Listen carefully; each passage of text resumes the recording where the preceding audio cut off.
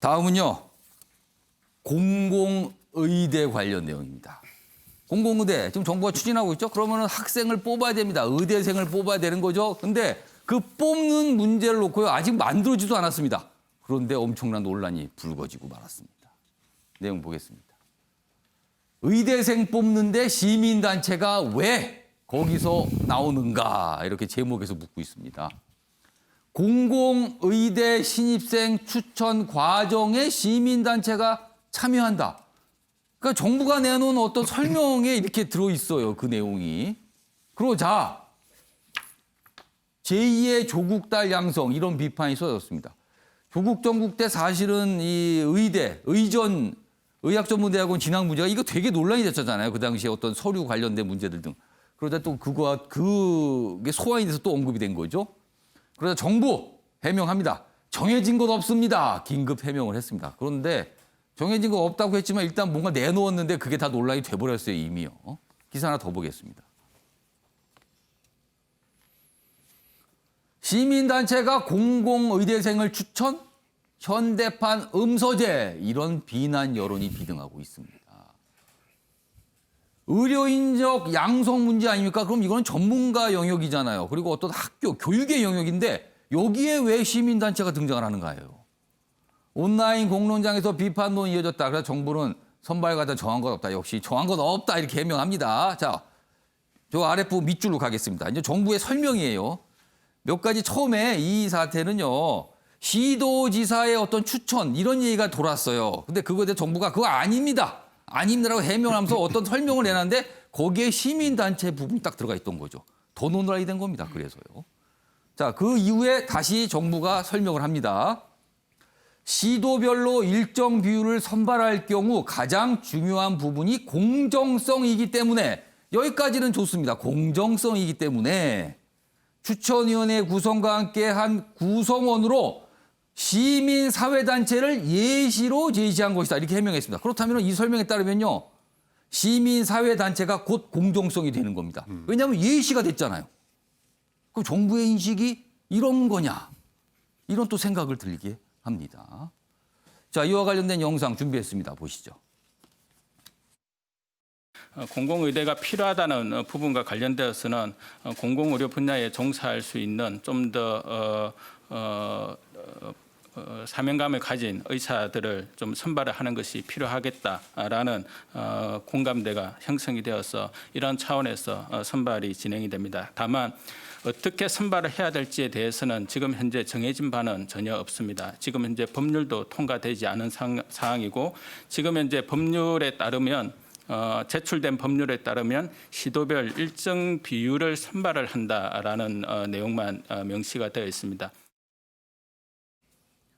자, 지금 나온 거는 뭐 시도별 일정 비율만 선발한다. 그리고 아직까지 구체적인 건 없다라지만 뭐 해명 과정에서 시민단체 부분이 딱 등장을 하면서 올해 들어서는 시민단체와 관련된 여러 가지 일들이 있었잖아요. 아마 그게 동시에 비판하시는 분들 그게 떠오른 것 같습니다. 김명희 교수님. 네. 젊은 설명을 뭐 받아들이다도 하필 왜 예시로 든 게 시민단체인가?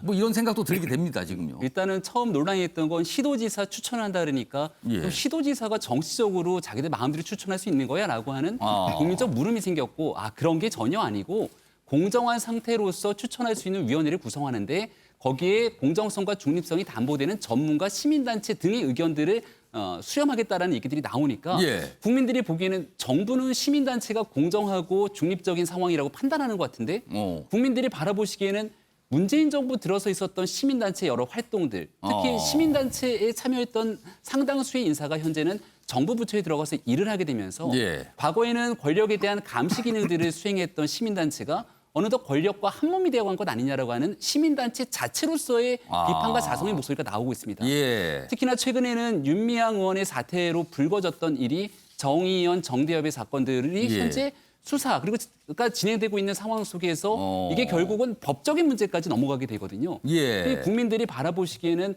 여기에 시민단체가 들어가서 위원회를 구성하게 되면 예. 정부가 얘기하는 것 같은 공정성이 담보되기 상당히 어려울 거다라는 얘기를 하고 있는 겁니다. 그러니까 현 정부가 지금은 논란의 중점들이 계속 엉뚱한 데로 옮겨가는 것들에 대해서 불편하다는 생각을 갖고 있겠습니다만 예. 그만큼 이 정부 들어서 특히 조국 전 장관 사태 등을 통해 이 공정성을 위반했던 부분들의 신뢰가 깨졌던 예. 국민 저변의 인식이 어디까지 가 있는지를 판단하는 계기가 됐으면 좋겠다는 생각이 들고요. 예. 그렇기 때문에 앞으로 법령을 통해서 예. 실질적인 선발의 기준을 마련할 때는 국민들이 바라보시기에 가장 공정한 기준이라고 판단될 수 있도록 그렇게 고개를 숙이고 이 예. 제도를 다시 한번 정비하게 되는 계기가 됐으면 좋겠습니다. 그러니까 이 사태를 이런 어떤 이 논란을 가만히 보면요. 우리 사회에서 어떤 객관성, 공정에 대한 엄청난 요구가 생겼잖아요. 지금요. 절대 억울한 일이 발생해서 안 된다. 공정해야 된다. 이 부분에 대한 요구가 커졌고요. 그리고 조대진 변호사. 네. 사실 의대 진학은 말도 못한 경쟁입니다. 어렵죠. 그렇죠. 그 상황에 대한 문제와 공정의 문제가 같이 되니까 발칵한 겁니다. 지금 이 문제가요. 그러니까 어떻게 보면 정부가 뭔가를 좀 잘못 건드린 것 같기도 해요. 지금 이 상황 보면요.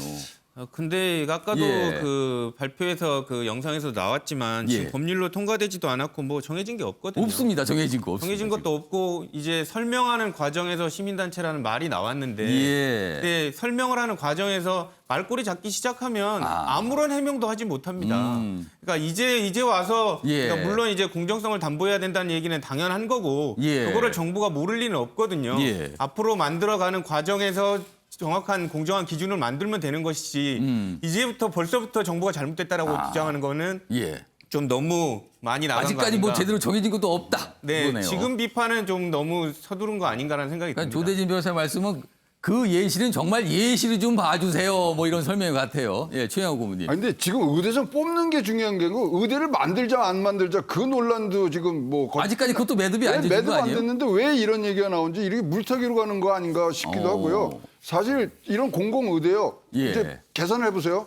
자 의대를 나오면 예. 5년간 숙련이라 된다. 인턴 1년, 레전트 4년. 예. 그다음에 펠로우 2년을 해요. 그러면 3년만 공공의대면 다 수도권 옵니다. 그런 논의 과정을 거쳐야 되고요. 예. 저 1990년도 10년 계산이 그렇게 되는 겁니까? 예, 그럼 의대 3년 6년을 졸업한 하면 돼요. 이후부터입니까? 네. 10년 아니, 그리고 계산이요? 이게요 공공의대라는 아이디어는요 예. 일본에서 실패한 작품으로 벌써 판명이 된 게 지금 뭐 다들 알고 있는 거거든요. 1970년도에 치과 대학을 예. 3배를 늘립니다. 그러면 지금 현재 뭐가 됐냐면요. 예. 편의점이 일본에 제일 많잖아요. 예. 5만 6천 개 있는데요. 치과 병원이 지금 6만 8천 개예요.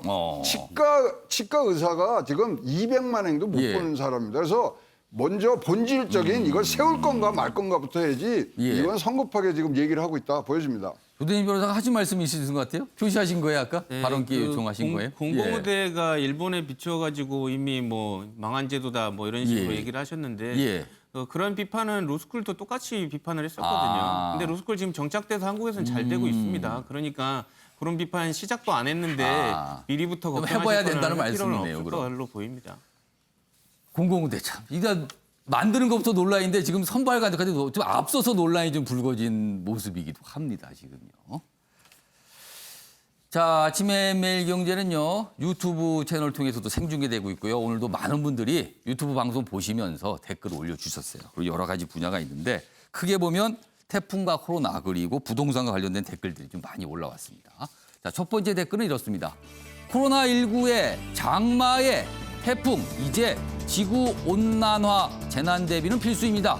내년 더 심하게 발생할 겁니다. 이런 전망을 해주셨어요. 경제가 위기를 맞은 상태에서 어려운 소상공인들이 일자리를 잃고 이런 악재의 자연재해 태풍까지 걱정을 많이 해주셨습니다. 참으로 큰일이네요. 이번 태풍이 코로나 싹 쓸어가면 좋겠네요. 정말 그랬으면 좋겠습니다. 바람에 그냥. 자, 부동산과 관련된 댓글도 좀 있습니다. 이미 오를 대로 다 오른 집값이 잡힌들 집 없는 서민들한테 무슨 도움이 있겠나 한탄을 좀 해주셨고요. 매물 별로 나와 있지 않아요. 올 하반기부터 쫙쫙 나올 듯 아직은 눈치 작전인 듯 시장 상황을 좀 전해준 것 같습니다.